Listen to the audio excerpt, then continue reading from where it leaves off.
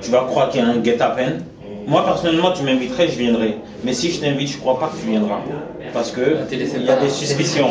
Non, en fait, aujourd'hui, nous sommes dans une situation, on va dire, de lutte pour des revendications légitimes.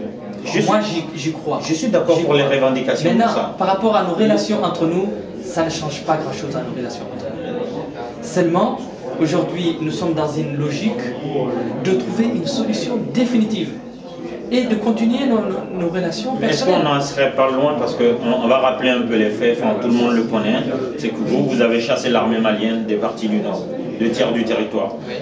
En quelques jours, d'autres personnes sont venues vous chasser. Est-ce que vous n'avez pas le sentiment... Non, attends.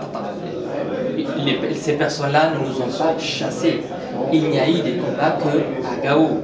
Et à partir de là, nous avons dit qu'il faut que nous nous organisons et il faut éviter à la population d'être victime. Vous avez fait donc un repli tactique.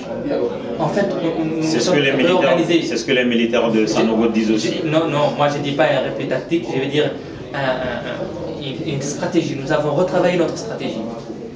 Mais donc nous nous sommes réorganisés. Vous aviez eu le monopole des territoires du Nord pendant quelques jours. Et ensuite, aujourd'hui, on va se mettre d'accord sur les termes. Mais comme je vous l'ai dit, vous et moi, on se connaît avant cette affaire-là. Oui. Ce que je veux dire, c'est qu'aujourd'hui, vous n'avez pas droit de vivre sur le territoire que vous avez arraché à l'armée malienne. Et c'est déplorable.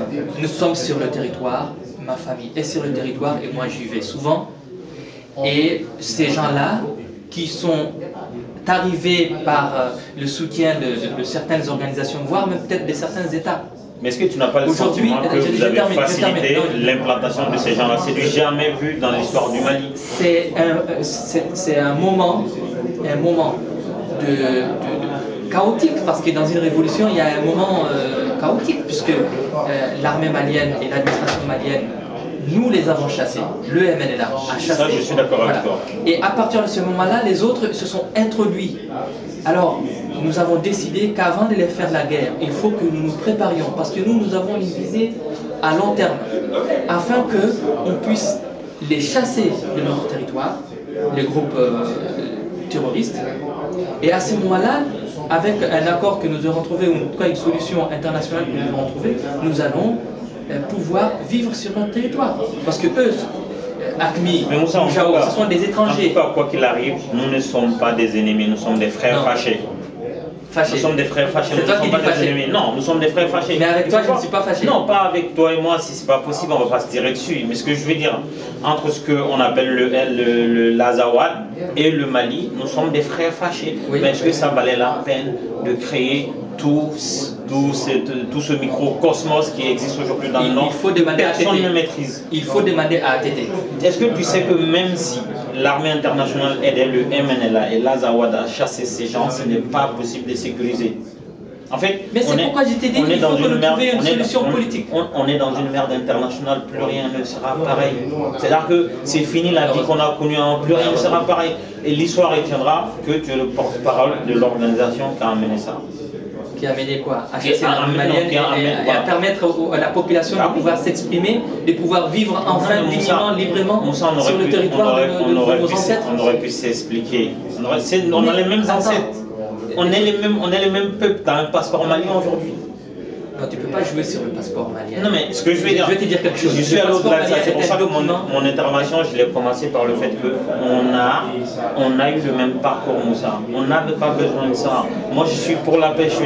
Mon blog s'appelle Rebelle Pacifique. Moi aussi, je suis pour la paix.